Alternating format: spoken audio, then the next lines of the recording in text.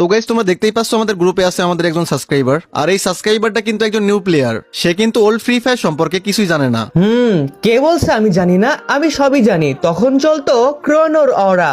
আরে ভাই, old free ফায়ারে না ছিল ক্রোনো, না ছিল তাসুয়া, না ছিল ওরিয়ন, এমনকি তখন আলোকের অরাও ছিল না। 2018 এবং 19 সাল ছিল ফ্রি ফায়ারের সবচেয়ে ভালো সময়। সে সময় সবার প্রিয় ক্যারেক্টার ছিল ক্লা ক্যারেক্টার। ক্লা?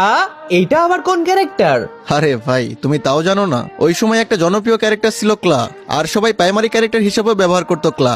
আর তখন সবার ফেভারিট ল্যান্ডিং এর জায়গা ছিল ফ্যাক্টরি, যেখানে এখন কোনো প্লেয়ার নামতেই চায় না। তখন ম্যাচের অর্ধেক প্লেয়ার নামতো এই ফ্যাক্টরিতে। তখন ফ্যাক্টরিতে না ছিল এত বড় বড় ওয়াল, না ছিল মাঝখানে এত বড় ফাঁকা। সেই সময় ফ্যাক্টরির সাথে পুরোটাই ছিল সমান। সেই সময় যে যত ফিস্ট ভালো ইউজ করতে পারতো সেই ছিল ফ্যাক্টরির কিং।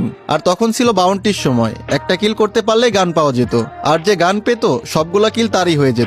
আচ্ছা ভাই, এতগুলো প্লেয়ারদের মাঝখানে নামতে আপনাদের ভয় করতো না? আর ভয় দেখতেছো, যখন সবাই একসাথে ফ্যাক্টরি ছাদে নামতো তখন তো ফোনটাই হ্যাং হয়ে যেত। তখন না ছিল আইফোন, না ছিল ভালো অ্যান্ড্রয়েড ফোন। সবাই তখন 1 GB 2 GB র্যামের মোবাইলে খেলতো। কারো তো আবার তখন নিজস্ব ফোনই ছিল না। কেউ ভাইয়ের ফোনে, কেউ বাবার ফোনে, কেউ মায়ের ফোনে, কেউ তো আবার বোনের ফোনে খেলতো। আর তখনকার সময় ছিল ফ্রি ফায়ারের সোনালী সময়।